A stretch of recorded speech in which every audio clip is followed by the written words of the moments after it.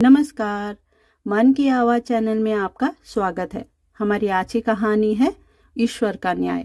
66 वर्षीय चंद्रकिशोर जी, जो कि प्राइवेट नौकरी से निवृत्त हो चुके थे, जब रोज की अपनी सुबह की सैर से लौट रहे थे तो मन में सोच रहे थे कि रिटायरमेंट के समय मैं सोचता था कि मैं बंधन से मुक्त होने जा रहा हूँ, लेकिन अब समझ नहीं आता कि जैसा जीवन मैं जी रहा हूँ उसे जीवन की स्वतंत्रता कहा जाए या जीवन में ही मृत्यु का पूर्वाभ्यास। सरोज के जाने के बाद सब खाली खाली सा लगता है। जीवन का एक एक पल बड़ी मुश्किल से कटता है। रह रहकर उन्हें अपने गांव की व्यस्त दिनचर्या याद आती है। गांव में तो गिनी चुनी गलियां होती और उनमें वो मुट्ठी भर लोग। सब कुछ इतना छोटा कि एक दिन में पूरा गांव ही नाप लिया जाए और करीब करीब हर आदमी से मुलाकात हो जाए। खेतों में काम कर कर अलग ही सुकून मिलता था। सभी एक दूसरे के साथ प्यार और प्रेम से रहते। गांव हाथ से क्या छूटा कि सब कुछ हाथ से निकल गया।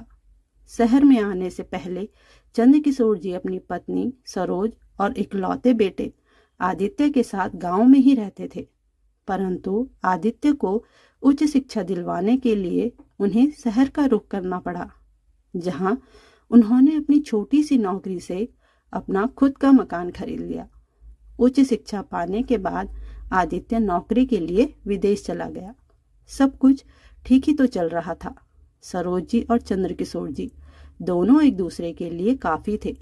दोनों एक दूसरे का अच्छे से ख्याल रख रहे थे। सब कुछ अच्छे से चल रहा था, लेकिन कुछ वर्ष पूर्व सरोज जी के अचानक निधन से वो पूरी तरह टूट गए। अपनी माँ के अंतिम सफर को पूरा कर आदित्य वापस विदेश लौट गया और वहीं रहकर उसने शादी कर ली, जबकि यहाँ आदित्य के लिए चंद्रकिशोर जी ने अपने परम मित्र माधव जी की इकलौती बेटी के साथ रिश्ता तय किया हुआ था। लेकिन आदित्य तो वहीं रच बस गया। शुरू शुरू में तो आदित्य उन्हें कभी कभार फोन कर लिया करता, लेकिन अब तो कई महीने बीत जाते थे, लेकिन चंद्रकिशोर जी की आदित्य से बात ही नहीं हो पाती थी। इस बड़े से शहर में चंद्रकिशोर जी एकदम अकेले हो चुके थे। आज जब सैर करके चंद्रकिशोर जी घर लौटे तो अचानक फोन की घंटी बजी। उन्होंने फोन उठाया तो दूसरी ओर से आवाज आई, हेलो बाबूजी, मैं आदित्य बोल रहा हूँ। हाँ बेटा बोलो, कैसे हो? बच्चे कैसे हैं? बहू कैसी है? एक ही सांस में चंद्रकिशोर जी ने कई प्रश्न कर डाले। बाबूजी, हम सब ठीक हैं। आपकी तबीयत कैसी है? अब तबीयत का क्या है, इस उम्र में कुछ न कुछ तो लगा ही रहता है, परंतु शरीर चल रहा है, इसलिए भगवान का हर पल शुक्रिया अदा करता हूँ। क्या बात है बेटा, आज बहुत दिनों बाद मेरी याद आई। क्या बताऊं बाबूजी, जिंदगी इतनी व्यस्त हो गई है कि कुछ करने के लिए समय ही नहीं मिल पाता।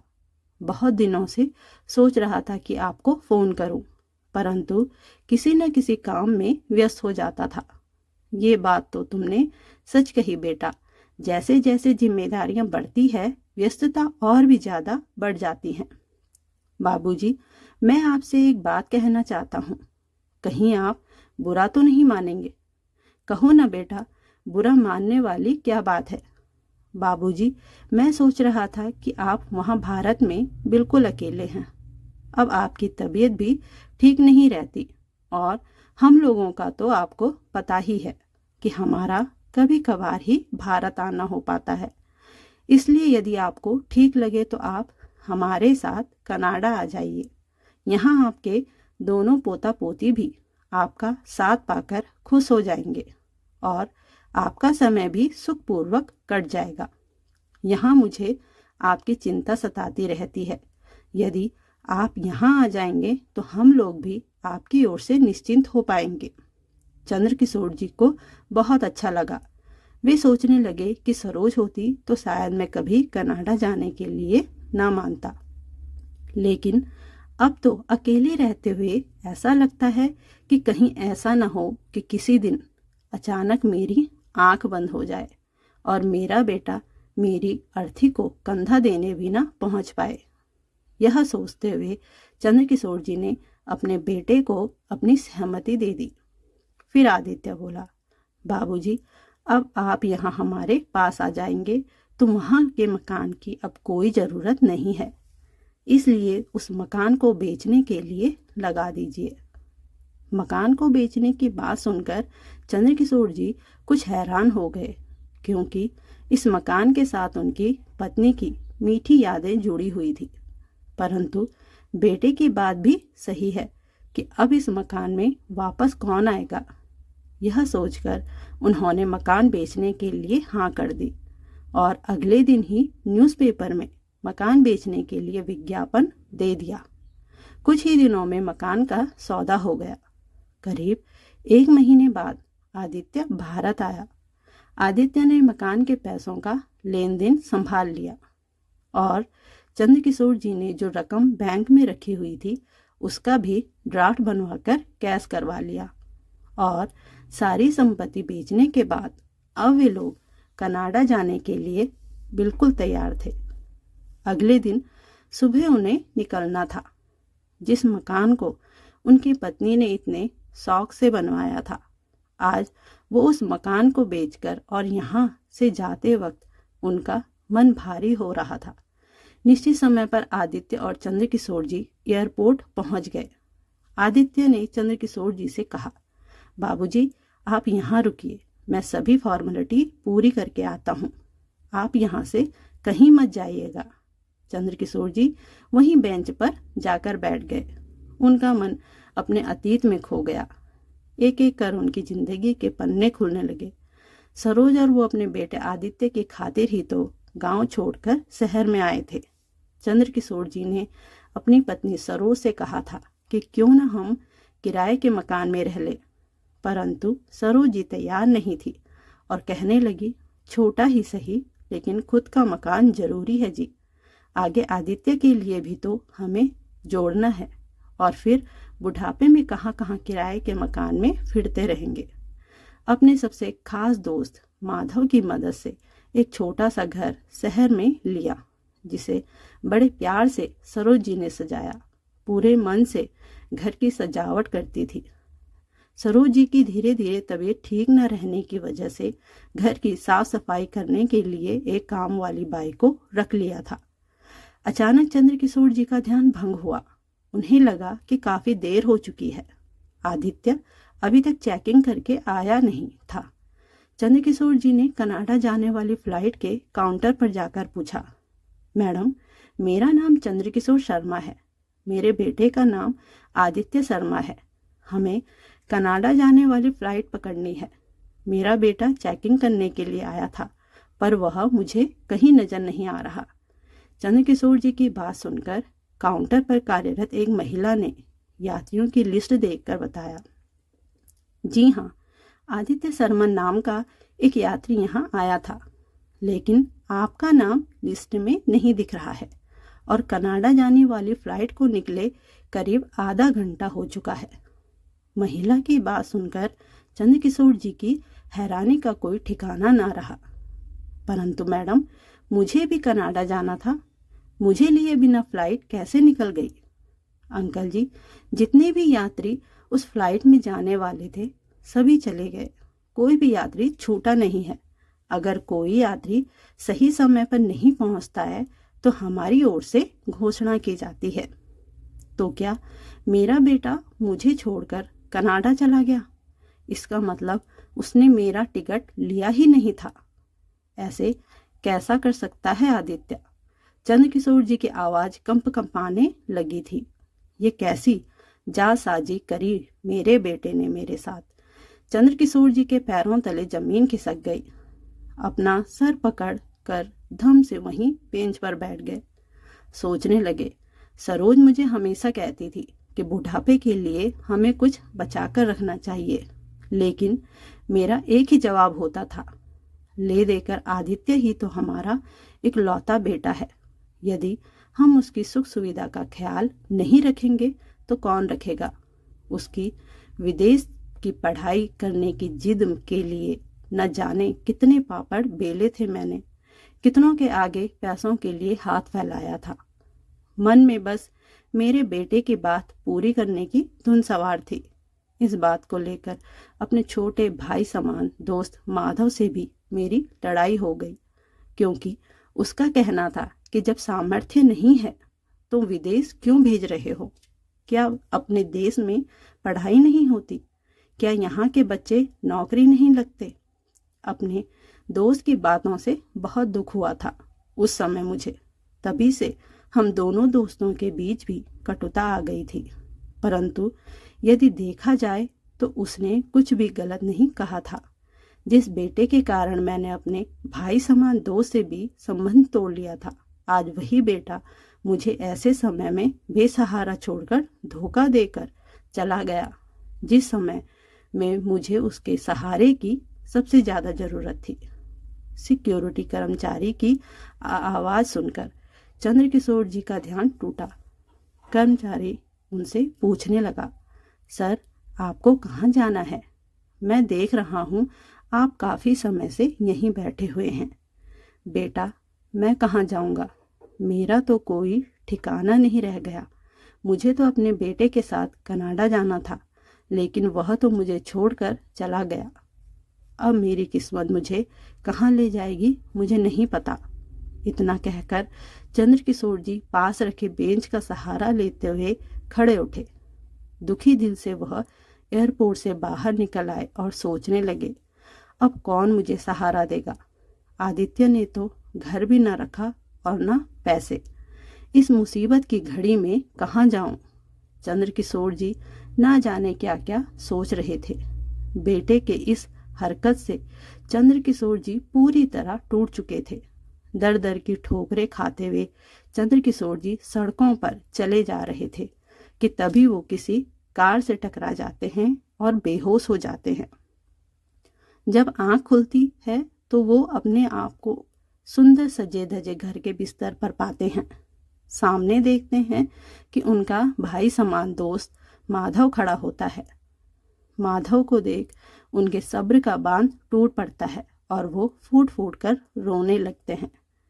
माधव जी अपने दोस्त की ऐसी हालत देखकर हैरान रह गए।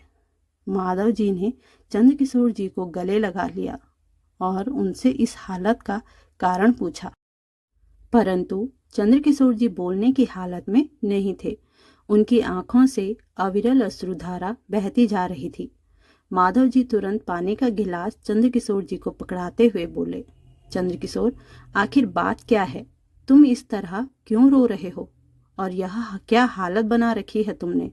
तुम्हें पता भी है तुम मुझे किस हालत में मिले हो रास्ते पर? आखिर हुआ क्या है? चंद्रकिशोर जी ने लंबी सांस लेते हुए थोड़ा पानी पिया और संयत स्वर में बोले, क्या बताऊं माधव, मेरी तो किस्मत ही खराब है। सबसे पहले तो सरोज मुझे जल्दी छोड़कर चली गई। ऊपर से मेरे ही बेटे ने मुझे छल लिया। मैंने कभी सपने में भी नहीं सोचा था कि मेरा अपना बेटा मेरे साथ एक दिन ऐसा करेगा।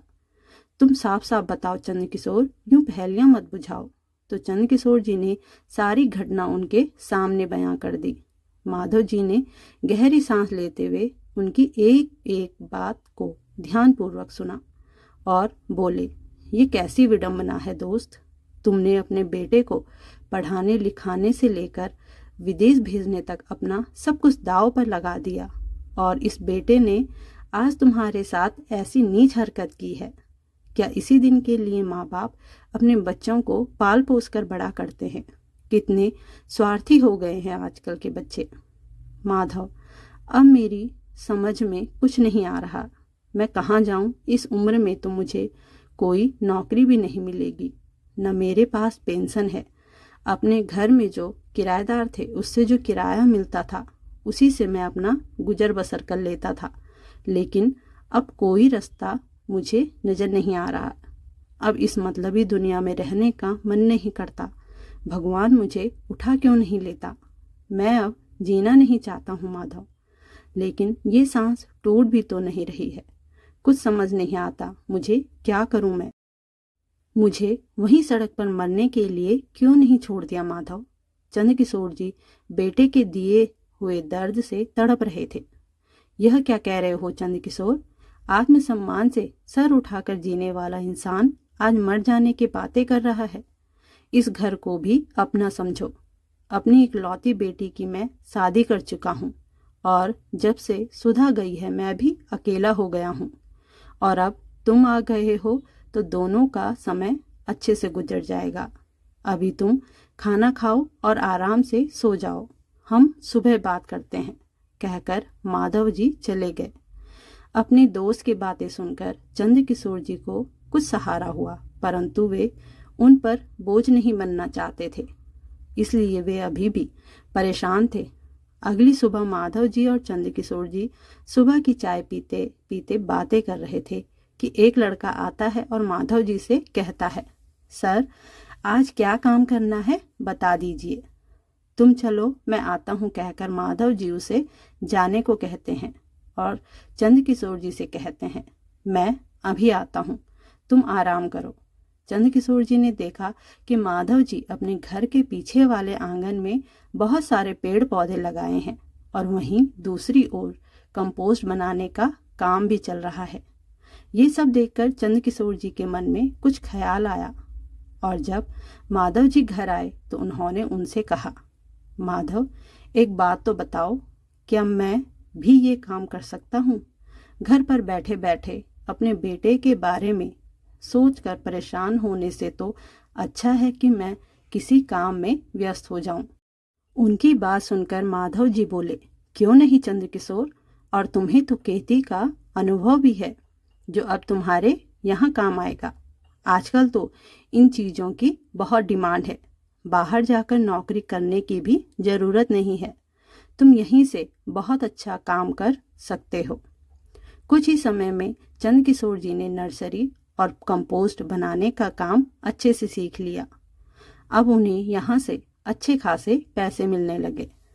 अब वो सुबह से शाम बस यहीं बिजी रहते और अपना खर्चा खुद ही निकालने लगे।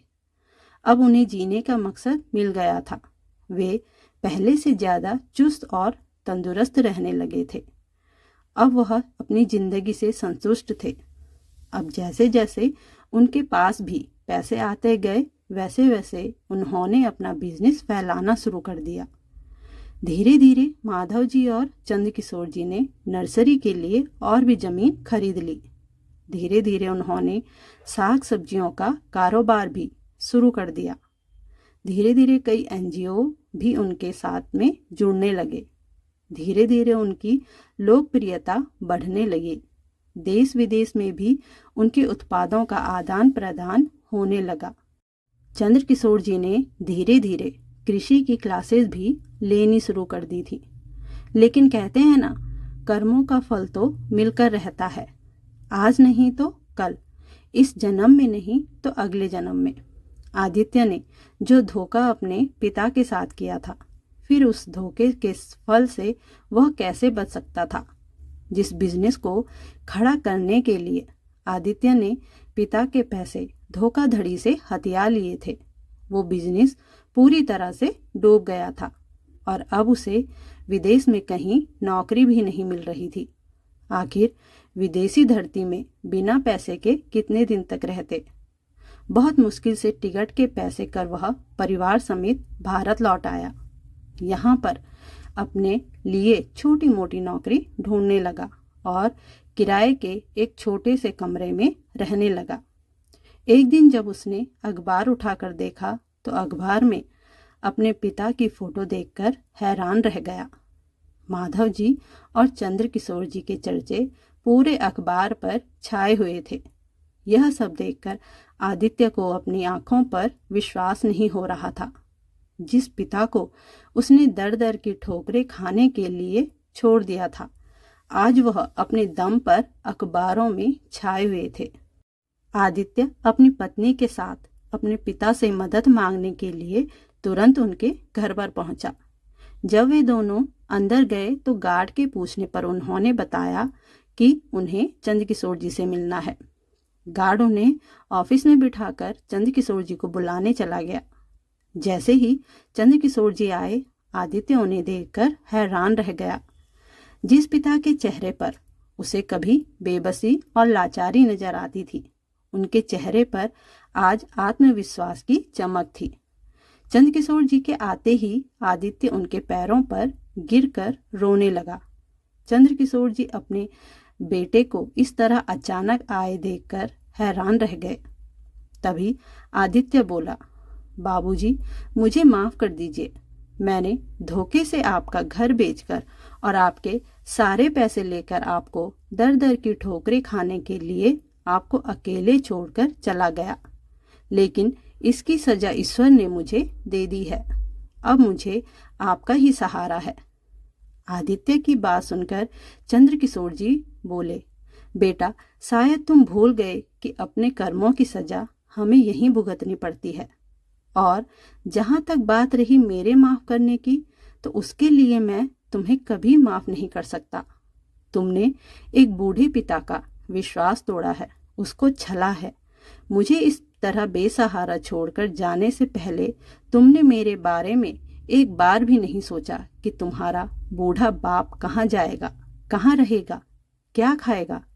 तभी उनकी बहू बनावटी आंसू लिए बोली, पिताजी, अब जो हो गया सो हो गया, उसे तो नहीं बदला जा सकता, लेकिन आप नहीं जानते हम कितनी मुसीबत से गुजर रहे हैं। एक एक पैसों के लिए मोहताज हो गए हैं। अब आप ही बताइए हम कैसे गुजारा करें। इस पर चंद्रकिशोर जी कहते हैं, मैं एक बार तुमसे धोखा खा चुका हूँ, अब दोबारा धोखा खाने की मुझ में हिम्मत बची नहीं है। तुम्हें जो करना है वो करो, लेकिन मेरे पैसों पर अब तुम लोगों का अधिकार नहीं है। यदि मैं बुढ़ापे में इतना सब कुछ कर सकता हूँ, तो तुम लोग तो अभी जवान हो, खुद से पैसे कमाओ और अपनी जिंदगी कैसे जीनी है वो तुम लोग खुद देखो, लेकिन मुझसे उम्मीद लगाकर मेरे पास फिर कभी वापस मत आना। मेरी क्लासेस लेने का समय हो रहा है, मैं जाता हूँ। दोनों बेटा बहू अपने पिता को हैरानी से देखने लगे। वो दोनों कुछ और बोलते उससे पहले ही चंद्रकिशोर जी उठकर अपनी क्लास लेने के लिए चले गए। बेटा और बहू दोनों मुंह लटकाकर वापस आ गए। अब उनके पास पछताने के अलावा और कोई रास्ता नहीं बचा था।